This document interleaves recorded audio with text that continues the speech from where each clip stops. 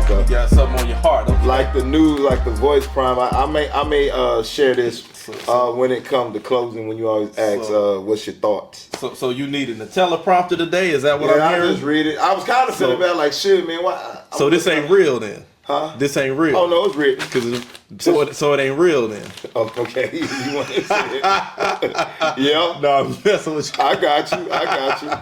Yeah, because people think people on the news be actually saying that off the top of their head when they actually reading what somebody's telling them to read. Yeah. You got your old school teleprompter today. Yeah. That's how we got to do it now. Hey, man. Not so we don't have to be controlled. Hey, you got to have your notes. You know what I'm saying? I got some notes here.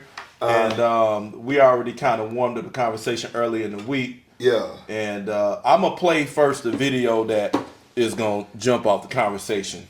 Right. With Vice President J.D. Vance, Defense Secretary Pete Hegseth, and what's the other cat's name? Stephen Miller. I think he's the White House Homeland Security Advisor. I saw another title for him on the internet, but anyway, they all visited the troops in Union Station. So you know Union Station up in D.C. Oh yeah, not too far from the. It's like literally says right across from the Capitol. Yeah.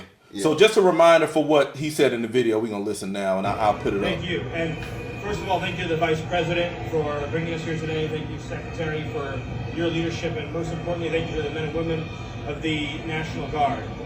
Here's the most important point. There are residents who lived in Washington, D.C. their entire lives. Their parents lived here. Their grandparents lived here. And they have lived for generations in intolerable conditions of crime and decay. There are parts of the city, I moved to the city 20 years ago. There are places where I've seen graffiti that has been untouched for 2 decades. There are homeless encampments that have made it impossible for families to use public parks and public recreation for as long as I've lived here. There are hundreds of residents of this city who are shot in street violence every single year, making it one of the most violent cities on planet Earth.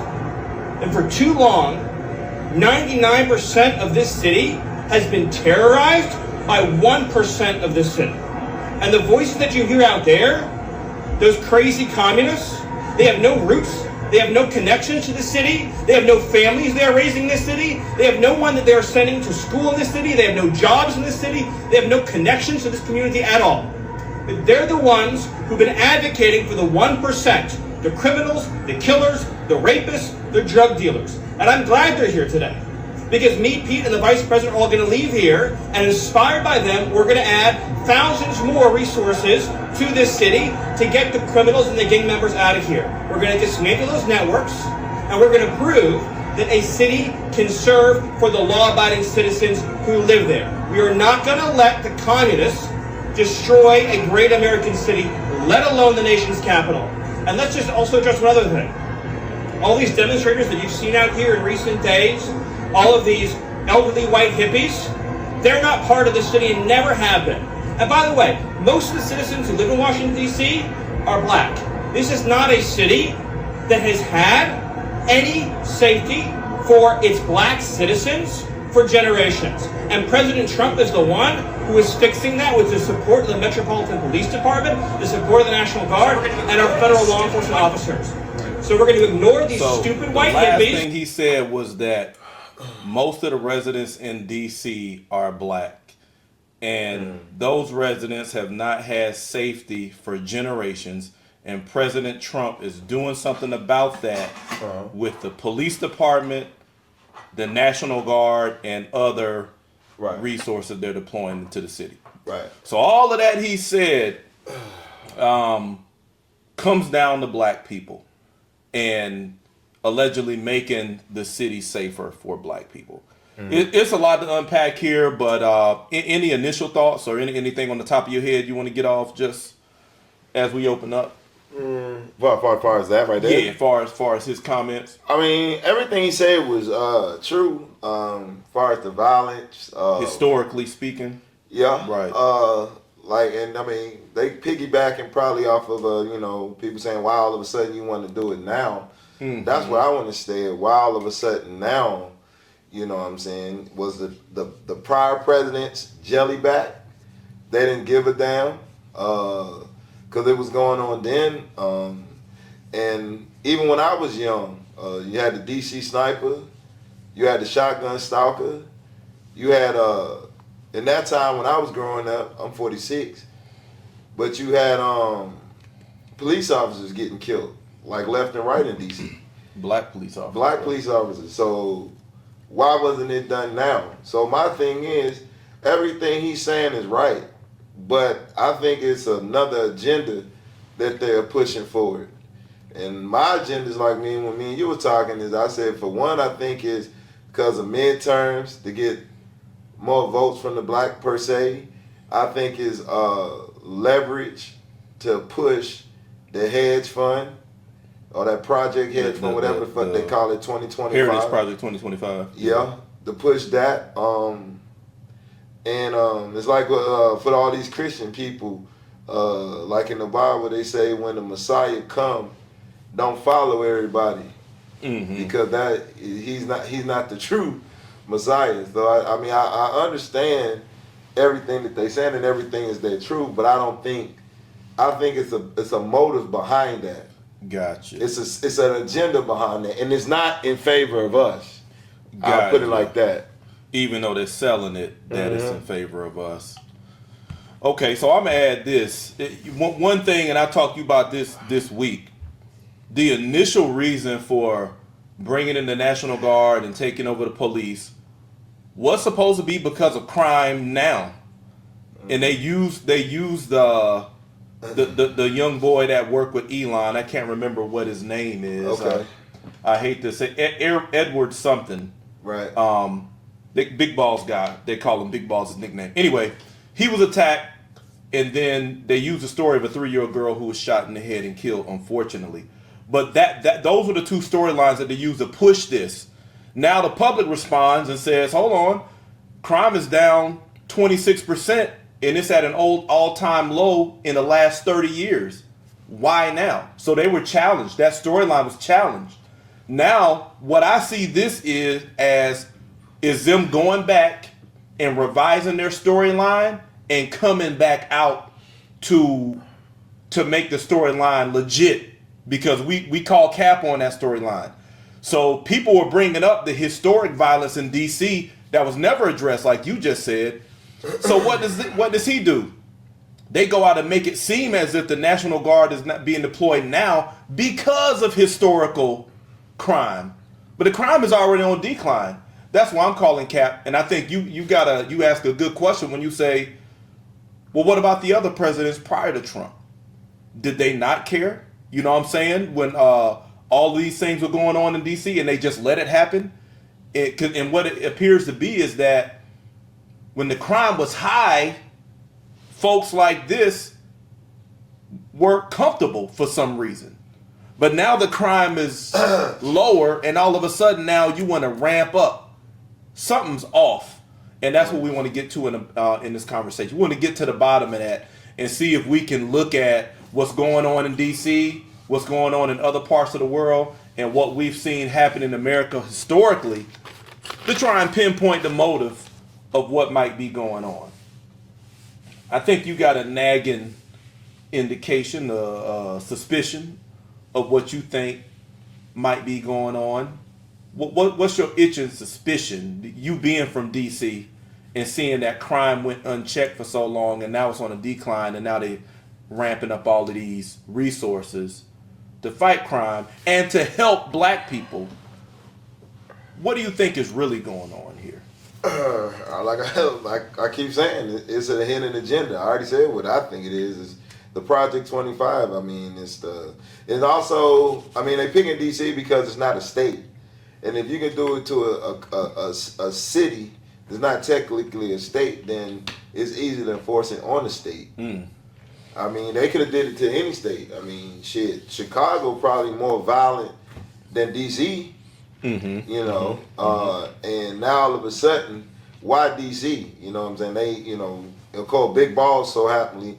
That's what his name is, Big Balls, working with Elon Musk. I mean, of course, at the last couple of incidents, Elon had he's not in the White House supposedly no more, but every time something happened, he has something to say that they push out.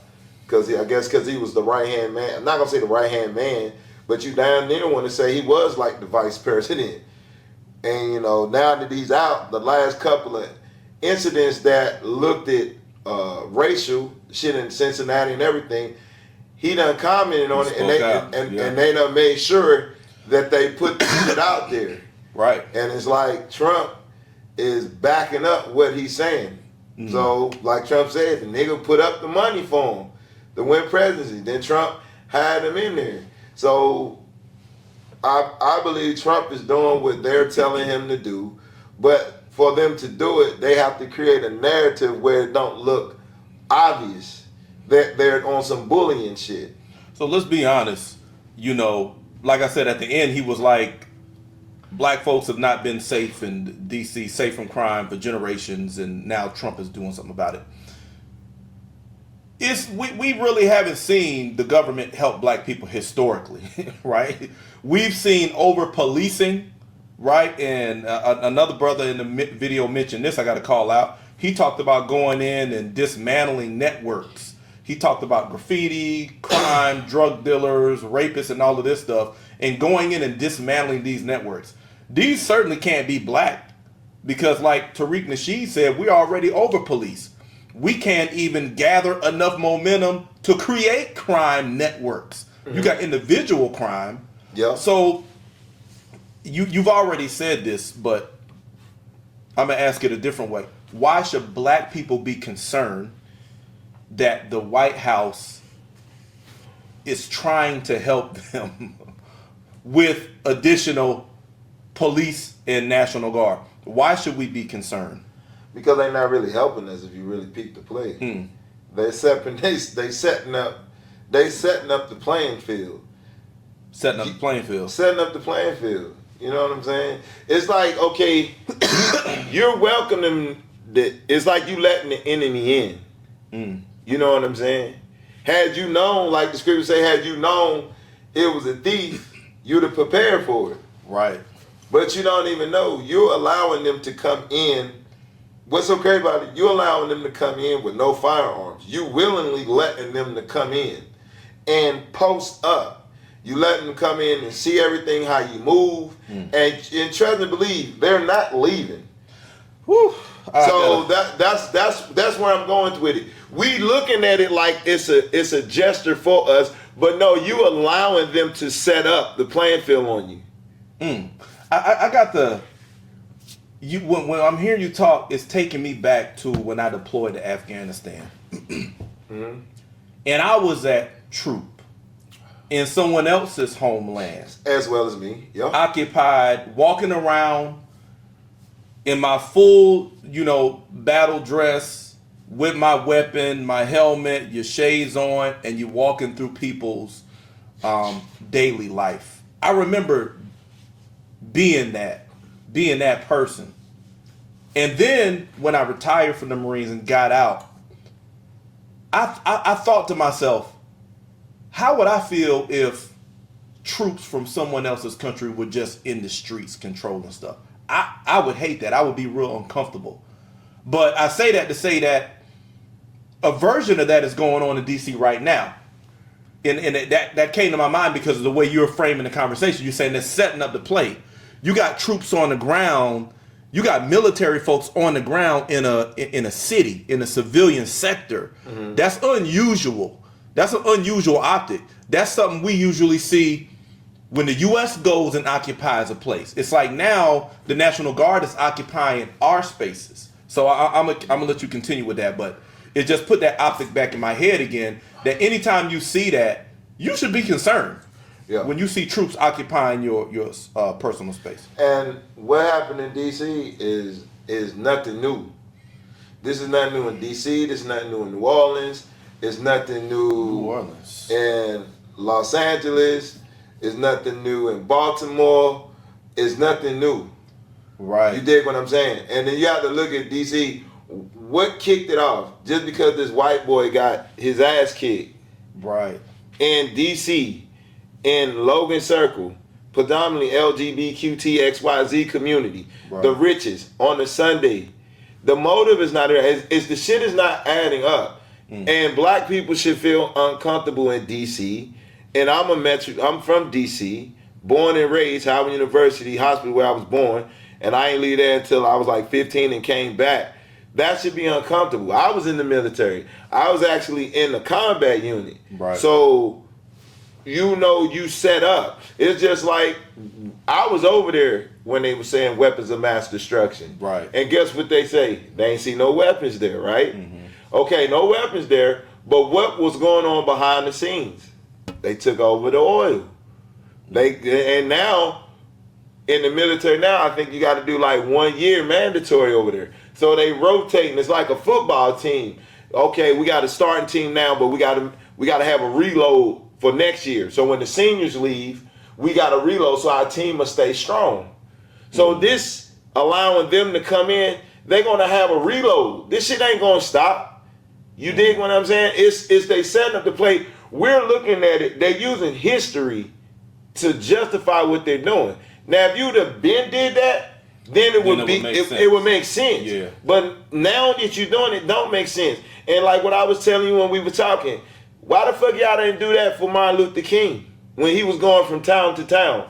Break that down. Why didn't you have the National Guard in place to keep people safe for a peaceful protest? Now I can understand Malcolm X, but Martin Luther King was a peaceful guy. He wasn't saying nothing about hate whites, kill the white man, woo woo woo. Martin Luther King was pushing the Christian agenda, non-violence. Right. Why the fuck didn't y'all send the National Guard to protect them? that But he was getting beat. The people that was getting beat, bit by dogs, water hose, and getting fucking locked up, and getting knots and shit on side the head. Why wasn't y'all doing this shit then? Right. And then, make situation worse, the FBI, like they got in DC, and all your other alphabet people. I read the book Racial Matters. Right. They knew that the FBI and all them undercovers that knew where the Ku Klux Klan were. They knew what they was planning on doing when them niggas got there. And they was sending, I think around this time, that's when J. Edgar Hoover was he was the head dog of the FBI. Why didn't you, and the president, he's back and forth with the president back then, hey, we need to send some National Guards down there to make sure it's a peaceful protest and the shit don't get out of hand. Right. You dig what I'm saying? But now, one incident in Washington, D.C., that's not a state. We got to remember that. A white boy get attacked. Elon Musk speak on it. Then the dude used to work with Elon Musk. The president spoke on it. And then the president spoke on it. It's like, okay, then, nah, that motive is not right. The agenda is not right. Because if you care, history certainly doesn't support that, right? So we always, historically, we gonna be skeptical when you want to help us and you sending in troops. History done showed when they helped us. Yikes! You sending in troops to help us, and the irony in all of this is you got Stephen Miller sitting here saying that blacks have been in DC have been unprotected from crime for decades, and now the president is doing something about it. Yet at the same time, on August 27th, I think it is, you got that documentary coming out about Katrina in New Orleans. Come Hell or High Water, I think is what it's called. Yeah, and we've seen 27th. snippets of this where there are white people who are emergency responders who are admitting to having killed black people who were displaced and looking for food.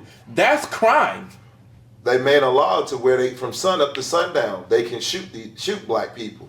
And nobody's protecting them. And there was only one way out. And that route that they had to go was going through the white community. Right. Who were killing them. Yes. And these people were saying this for 2 decades now, because Katrina was in 2005. It's 20 years now. Yeah. They've been saying this. And finally we're seeing now in a documentary that what they've been saying is true, but their voices have been dismissed. So this is what we're saying. When there's real trouble in black communities, there's no help. It seems historically that when there's trouble, when there's violence amongst black residents, that folks are okay with that.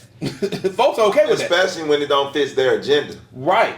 When it does fit their agenda, then it's okay. Right. Now, here is one of the things that we think is driving all of this. President Trump came out with a tweet or maybe a statement on X, and he mentioned folks being woke, right? And he specifically said that this country cannot be woke. Woke is broke. I mean, that's a cute phrase and all of that.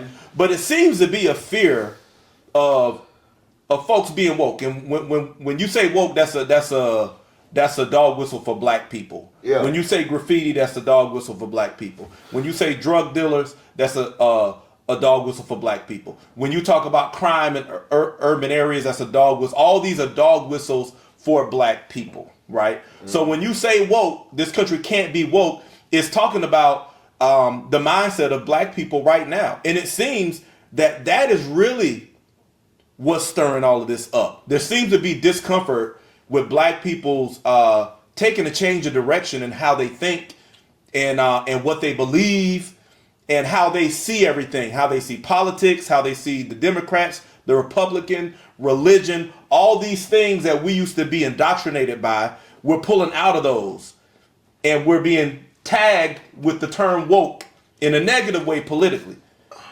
Why do you think black folks being woke bothers the political power structure?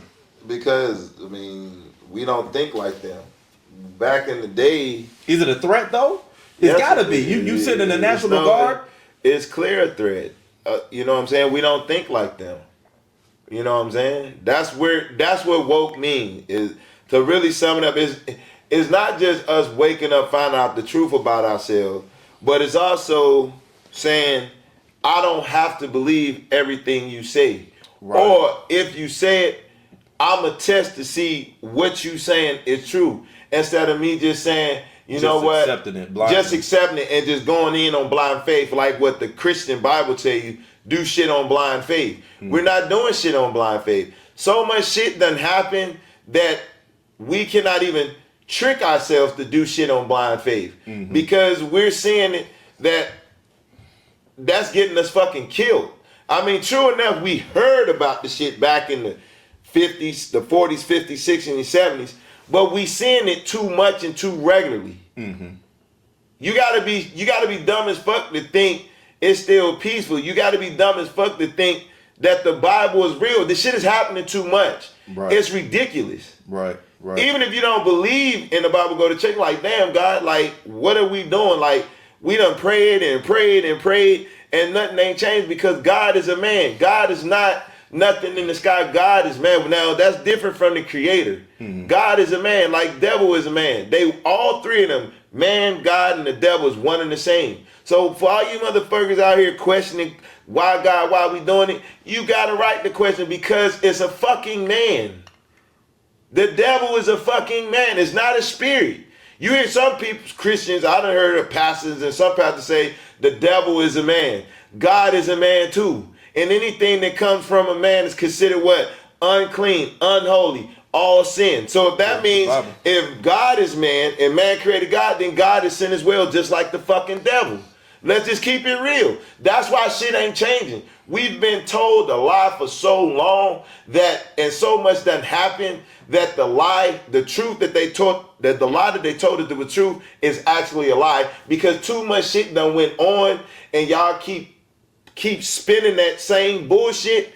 It's over. Yeah, folks ain't listening to the spin no more. Like, and some of the stuff is so obvious that's being done now. I think social media was a blessing and a curse for folks who want to maintain the status quo because social media gave you a window into the lives of people, but it also gave the people a window into the truth, right? Because people started sharing their stories, their personal stories. So you can kind of look at what's going on across social media and look at big media and say, That's cap. That's bullshit.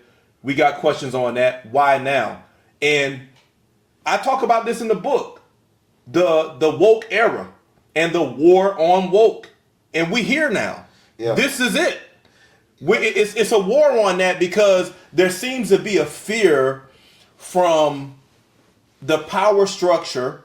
There seems to be a fear from the power structure that we're waking up and we're taking our own perspective back. There seems to be a fear that we're going to do something that they feel is threatening. Yeah. With that. It's real simple. I look at it like a dictionary when I look up words. Anything that a white person say to you, think of the opposite. That's truly how they really feel. Like a white person may say, God bless you. But if you think the opposite is, they really want to see me in hell. And look how our life has been going. That's how you doing it? That's how I do it. Okay. And if you really think about it, the word that you think opposite of what they're saying, guess who's going through it? Mm-hmm. You and your people. Right. Now, I'm not saying all white people like this, but majority of them is. Yeah. Where they, like they say, brother, you got to be peaceful. You think they telling you seek peace, but really they want you to suffer. But what you saying when I hear you say it like that, it sounds out there, it sounds outlandish, but because I know, look at the results. Because though. I know history and I know the landscape. There's truth to that, though, because when we see the sentiment of white society towards us, it's not good, and I don't know if it's ever been good. You know, you can have and I'll use this as an example. I'm gonna give you a parallel here, two parallels. In the lynching area, post-slavery up through civil rights, the 100 years of lynching. Mm-hmm. You can see a black man or woman hanging from a tree, burned to a crisp, and handcuffed, and an entire white community looking like, dressed like this, like they just came from church or something, just watching.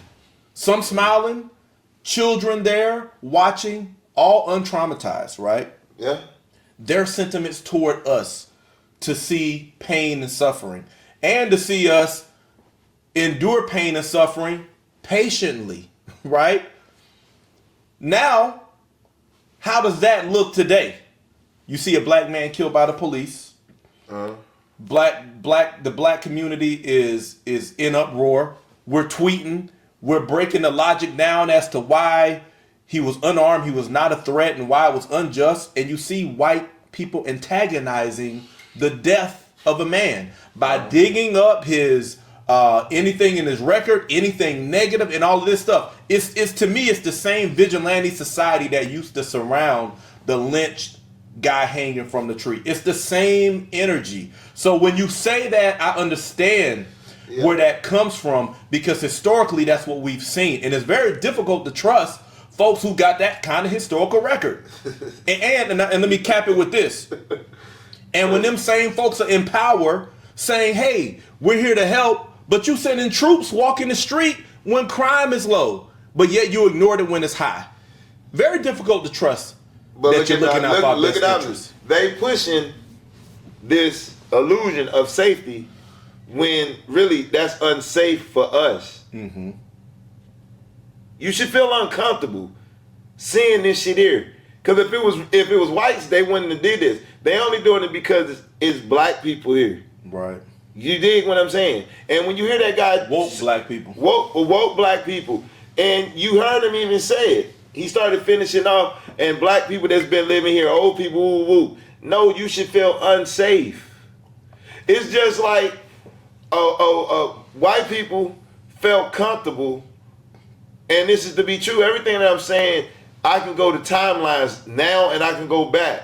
Where white people can literally look at a black person and you would get in trouble if you looked them square in the eye back in the day, is because they felt safe because you was full of fear. Damn, say that again. They felt safe because you was full of fear. They would walk down the street purposely to block you. You better get your monkey ass out on that street. When you saw a black man looking at a white man back, they would look down because we were so full of fear, they felt safe. They don't feel safe no more because we look at them square in their eyes and shit. They feel unsafe. That's why I said anything that they feel, they say, think of the opposite. If we in fear, look at it, they feel safe. So when we listen to them and say, yes sir, no sir, they feel confident. Right. That means you feel that they superior and you inferior. So they need the sense of superiority, which is contingent upon your inferiority. They don't just feel superior inherently. They only feel superior when you take an inferior posture. And religion, Christianity, is a big part of internalizing inferiority for us. A part of us being woke is leaving that Christianity alone. And I think that scares the hell out of white people too. You know what I'm saying? They're not under Jesus anymore. They're not under indoctrination. This guy's saying God is a man. He's saying the devil is a man. That's scary to white people. And here's the funny thing. them white folks cracking down on us ain't got nothing to do with what we do. It's got everything to do with who we are. Yeah. It's who we are. If we're where we are, if we're in a woke mindset, which just means you're looking at the world through your own perspective and you're making your own decisions and you're not taking somebody else's storyline for what's going on around you, that's woke. And that scares them. Just us being that. We ain't do nothing. We just not taking that philosophy. We not just taking your story in blind faith. That scares the shit out of white people. And it brings me to something that you talked about before with President James Madison, where he concealed a lot of the revolts back in the day, right? They purposely concealed that. Do you think that ties in here? Hell The yeah. hidden history of black revolt. Hell yeah. I mean, because the revolts that we did was not inhumane revolts. They was humane revolts. Justifiable. Like a Nat Turner. Not with law, but with justice. It was like, okay, if somebody keep hitting you, like a child can hit you and it won't bother you. But if an adult keep hitting you, you're going to be like, okay, you need to stop. That shit starting to hurt. Damn. Whew.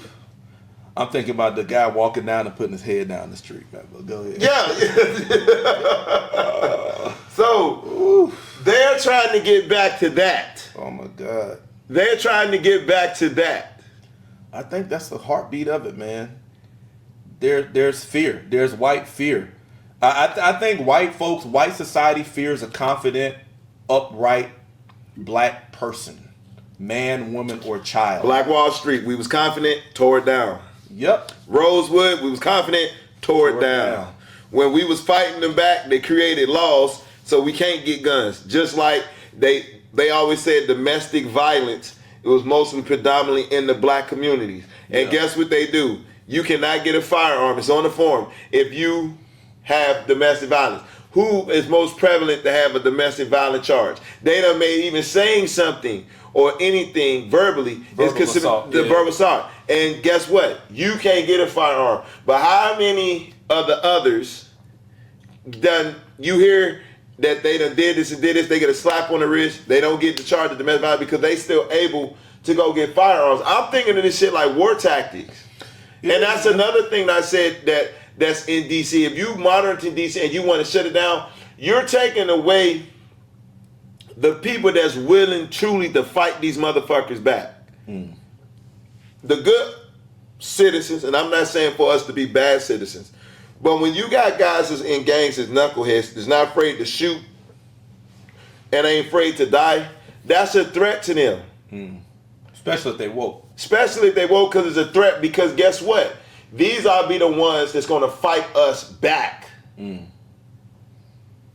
when we're right or wrong, they're going to, especially when we're wrong. And those are the ones that's the threat. You got to really think of what is the any other reason for them. You already run the country. You already own the businesses. You already got all the money. What is the only thing that y'all are threatened by us? Because we can legally buy firearms or we can illegally get them, but then our mindset has changed as well that you feel uncomfortable and say, that's what they want to get back to. We don't want you niggas to have no guns. We want y'all niggas to walk around. They want to have the total upper hand to where we can hit you and you don't have nothing to use to fight back. Yeah, and that's the last thing you can take from a motherfucker. And folks, for those of you who can't hear what he's saying, I'm gonna say it to you another way.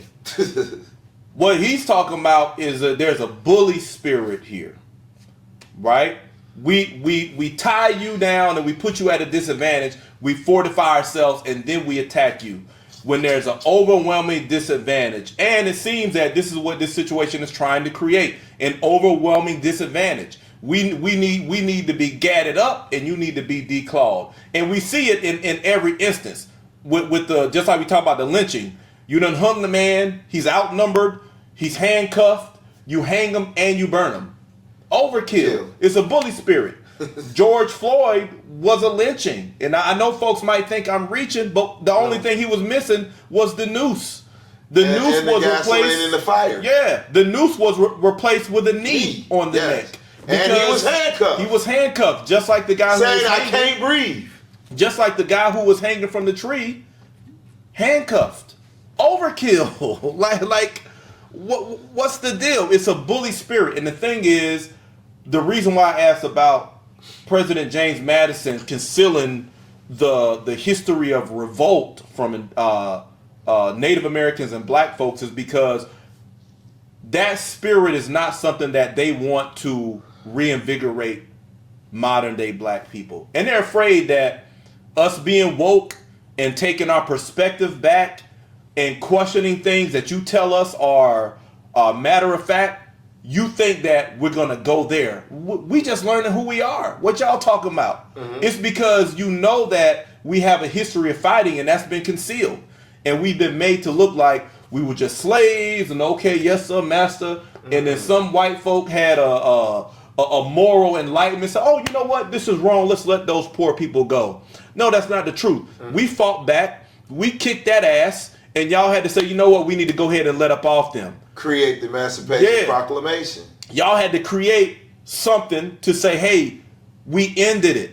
But nah, we ended that.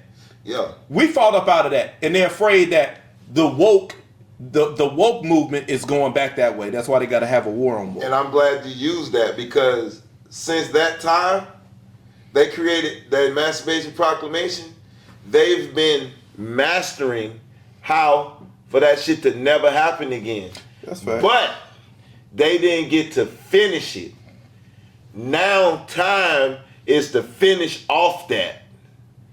Because when we was doing it, they were steadily, okay, we're going to do this, we're going to create laws, we're going to do this and do this and do this. We're going to put drugs in the community so they can kill each other off. Okay, they're not killing each other off fast enough. Now we got this woke stuff. That's slowing it down. So let's finish off declawing them. It's like they declawed our like a cat's paws up here, but they didn't clip the feet. Mm-hmm, mm-hmm.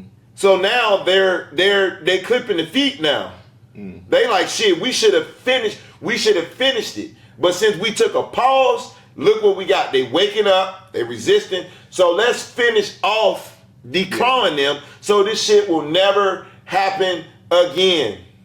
Yeah, I hope y'all following what we saying because it's a lot of rhetoric in circulation when you watch CNN, whatever your poison is, C-SPAN, Fox, MSNBC, and you see these talking heads. There's a lot of political talk. They dancing around it. Sometimes they jump into they touching on it how the major the cities led by black mayors are being targeted with this. True. But we got to put this in historical context. If we don't do that, we are walking back into what we came out of. We have to put this in historical context. It has been a historically violent relationship towards us. Even though we just being here, and because people are waking up from the sleep of indoctrination, they say, hold on, we got to beat them back into subjugation. We got to beat them back to where there's not a threat of an uprising. But ain't nobody thinking about no uprising. We're just learning our history, the stuff that's been hidden and manipulated. But apparently, that scares people. But real quick, I want to bring it down to day to day, because when we're talking like this, some people might see this as a radical form of conversation, and really it's historical. It's a historical analysis. But when you're dealing with people on a day-to-day basis, like I deal with white people every day, black people every day. What's your energy like, right? Because how do you go from this conversation to mingling in a multicultural space? You know what I'm saying? You mean like connect that for people, because what I mean is, like, say somebody's watching a show now, they've never seen T-Rex, and you go in there, they doing this, they doing that. Right. They can't picture you in your everyday life around a multicultural group. They're probably thinking you're just militant all the way through. How are you moving? And connect them to that part of your life. How are you moving around white people in society? Even though this is how you feel historically, how are you interacting? Oh, I mean, well, like for one, a law-abiding citizen. I'm not wearing no graffiti on me or no words to provoke nothing. I dress regular, but when I deal with them like a store or anything, I look them square in the eye. When they say something to me that I don't understand, because they're very good at trying to throw you off with a different type of terminology or language, I make them break it down. I tell them, well, nah, I don't believe that. Make that make sense to me. You know what I'm saying? I make them treat me like they treat the next man. I'm looking the same way. If I'm standing in line and I see you smiling at a white man or whoever, and then when I come up and I see you giving me attitude, I'm gonna ask you, are you having a good day? What's wrong? What's wrong? Why you say that? And I will literally say, because the last couple of people came, you was all smiles and everything, but now you seem impatient. Yeah. Did I do something, or how I look offend you, or what? Oh no, and then they change their position. Yeah. I'm not gonna allow you to feel like what you're doing, you're winning. Right. I'm gonna make you feel uncomfortable with the shit. You can still do it, but I'm gonna let you know that I know you're doing it, you're gonna feel uncomfortable. Because the only reason why you're doing it, because you think that I have to accept it and not say nothing. Sure. Now, is that chip on my shoulder? Hell yeah. Because of the climate that we're in. Sure. You know what I'm saying? And I have noticed since, me being woke, as they call it, but there's really me just understanding my history. Sure. I don't allow that shit to slide no more. Because I just feel like, to a certain degree, I'm a superhero. You might get your rocks off with me, but I'm going to make you feel so uncomfortable that you're not going to try it with another person that may look, because you might be prejudiced or whatever, and I'm going to make you feel uncomfortable. That's the only way they're going to stop. The only reason why they feel like they can keep doing it is because they think we're ignorant that they're doing it. Right. And that shit is over with. That's why they ain't never coming back. That's why they so stressed. That's why they looking mad, because we're just not accepting it no more. Yeah. You want us to accept your bullying and intimidation because you think we ignorant. That's why I say when they project their stuff, we do the opposite. As long as we do the opposite in a negative way, they feel comfortable. You're confident, I'm scared. You feel comfortable. You're a bully, I'm a wimp. You feel comfortable. You got a gun, I don't have a gun. You feel confident. If I got a gun, you got a gun, I'm a threat.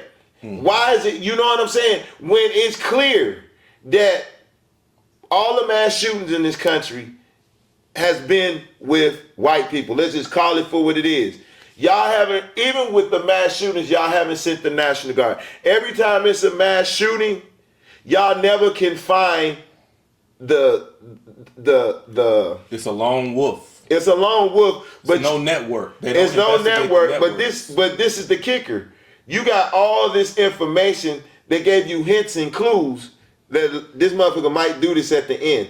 You never arrest him. You let him get his rocks off, and then you bring up, well, we was always watching them. We saw Texas and stuff. When you saw that, why didn't y'all stop him? See, it's always, that's what I was thinking about. They label us to deflect who they really are.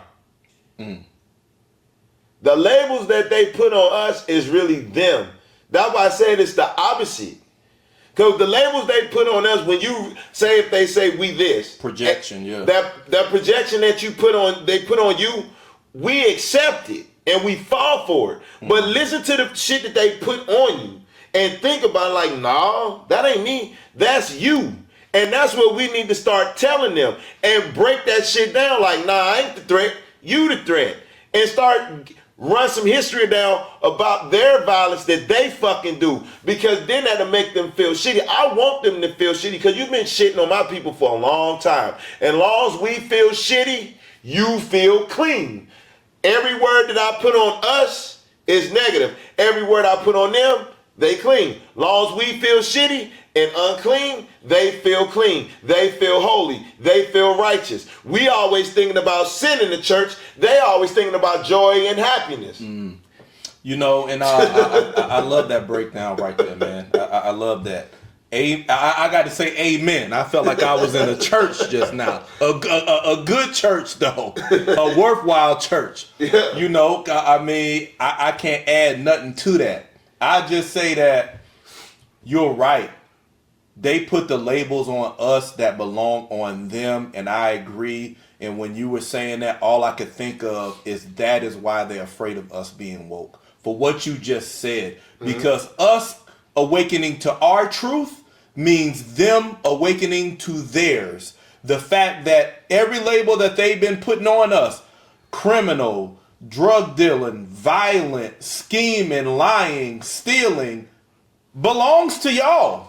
Because we ain't got no power to do this. Yes, historically. And the data supports it historically. Shit. But see, things like Christianity will come in and erase all of that. Peace and reconciliation. Let's forget about the past. Let's forgive. Yeah. Christianity helps absolve them and make them feel clean. Meanwhile, even in church, we, like he said, we feeling shitty. Because in church, we talking about sin, obedience, sacrifice, all this hard, gritty, life grinding out of you stuff.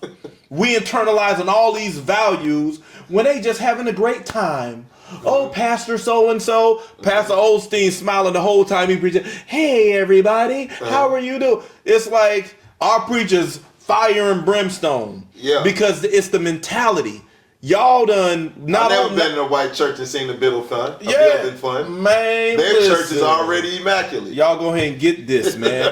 I'm telling you, y'all get this. This is putting the labels back where it belongs. This is why I call it my journey into history and healing, because it's healing in the awakening, and that's why it's dangerous not to go back to sleep if we're gonna use the term woke, because you're going back into an unhealed state. This is healing for us. This is us embracing who we are at all costs.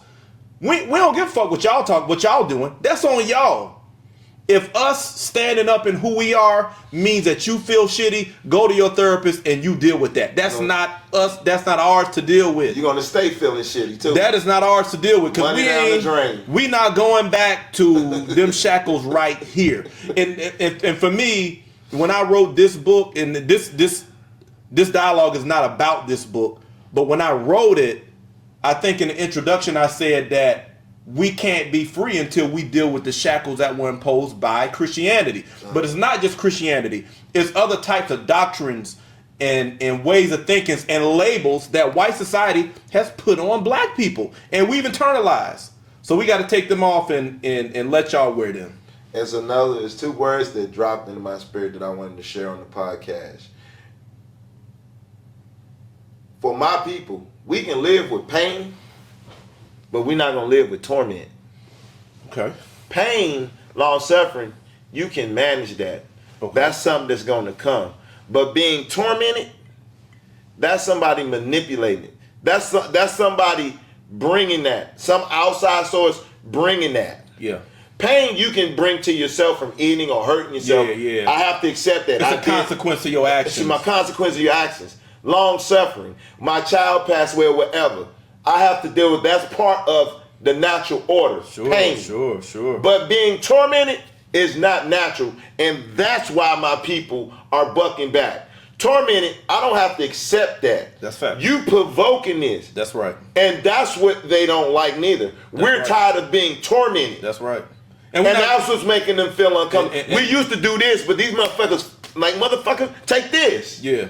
And we used to have religious doctrine that told us that you get rewarded for enduring torment. They call it pain. Nah, that's but not in pain. the society we know it's torment coming from the outside. It's agitation, external agitation. That's what he's talking about. This is not just a natural pain that you go through, growing pains, making decisions, trial and error type pain. It ain't that.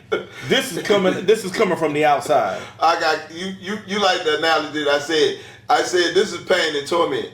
My grandpa say I got in trouble. He used to say, "Boy, you know you still got an ass whooping coming." Right. That's torment. Right. Because now I'm like, you're under threat, psychological threat. yeah, everything I do, you keep throwing it up in my face. Right. That's torment. Right. The pain, give me the ass whooping. You know, when I grew up, right. you can get punished for a week. That's torment. Or catch this ass whipping, then you can go back outside and pay. That's pain. Right. Pain, so I'd rather take the pain. I can manage got that, but tormented. Pain, yes. Pain is a part of your experience. Torment is what somebody else has imposed. And that's what we're not accepting no more. We're not accepting that torment. I'm with you on that. We're not accepting it. We're not going back to that. And I think that's what the anti-woke, if you will, since that's the word that's been thrust into the spotlight. Trying to make it look negative. That's like what y'all, and it even took that word and twisted it up, right? But we ain't going back. You know what I'm saying? We're not going back to that. We're not going back to that, to the mental posture to the mental equivalent of when black folks used to see white folks come in and look down and move out. We ain't going back to that. And even in some folks, y'all know who you are. White folks, you still try to do little stuff like that. But you noticing the attitude shift. Ain't nobody taking that bullshit. You know what I'm saying? You walking on my side. We talking like a practical one. Now, I'm going to keep walking. You better move your ass out the way. You know what I'm saying? If you're doing a little suspicious stuff, we have the conversation in the moment. This is how I'm moving, right? We having a conversation in the moment because now when you see things for what they are, when you see history for what it is, you see your present for what it is. You recognize when people are trying to torment you and they doing little microaggressions that they're not going to call it what it is. They'll label it something else. Oh, this is the policy, but it's some kind of bias that they're using to antagonize you. Well, we're going to talk about it right here, right now. That's how we dealing with it now. You know what I'm saying? That's a part of being woke. We're not shrinking. We're standing tall. And we're being us. We're being American citizens. And that's the benefit of being woke. So when you talk about this country can't be woke, you're telling us you don't want us to be healed. You want us to go back to the obedient, subservient, slave-minded individuals that you saw coming up out of civil rights. That shit is done. Yep. If you want to feel comfortable, you got to go to your therapist and you got to deal with that. We dealing with our history. Deal with yours. Hey, great final thoughts, man. We gonna bring it to a close. I'll just say I'm reminded of one of my friends who was watching the podcast. We served in the Marines together, and he had said to me one time, "Man, y'all bringing up a lot of the problems, but what are the solutions? You know." I say there's no cookie cutter solution for any of this because I always like to be solution oriented. I don't like to just throw out a bunch of problems and all of this, but we got to have this conversation to see what the landscape is. Because a part of one of the reasons why it's been tough for us to come up with solutions in the black community is because we're under a false narrative. If you can't see the field clearly, you can't play the game. First, you got to see the field clearly. That means you got to deal with your mind. You got to deal with how you interpret media, how you interpret news, how you interpret headlines, and you got to have a little bit of historical orientation to know what's going on. when you do that, in my opinion, you reconnect with your common sense and you're able to start navigating what's going on around you for real. Even if people disagree, you got a more firm idea of what's going on, and you got a more firm idea of who you are and where you are. And I think that's what we need to do. Stand up, stay woke, keep asking questions, keep using common sense, stand up and be you, and don't ever let anybody to make you shrink and go backwards. Well, I can say when he said, I'm hearing about all the problems, what's the solution? Stop creating the fucking problem. Through history, it showed that we had a civilization. We need to have a prison system. So, if him saying that, I'm hearing all these problems, but what's the solution? Stop creating the fucking problem. That's the solution. Hey, drop that mic, man. I agree with that. It's just that simple. I agree. I mean, ain't enough said. We're intelligent enough to do it. Stop creating the problems. That's the solution. I agree. We ain't creating a problem for us to suffer. Shit. And in closing, I love that. Stop creating the problems, but obviously that's not in our power to do. Exactly. Right? So all we can do, one thing we can do is continue to point out how you are creating the problems. We're not gonna let you off the hook. That's a more better answer that he need to say. Yeah, we're not gonna let you off the hook. We're gonna let you know that we see you creating the problems. Yes. Right? We're gonna let that message resonate through media to where folks see where the problem is coming from, so that the creator of the problem can do something about it. All right, man. So with that being said, hey, this is another episode of OG's Uncut, conversation on the culture. We hope you enjoyed yourself today. Make sure you don't watch and hide. Go ahead and like and subscribe.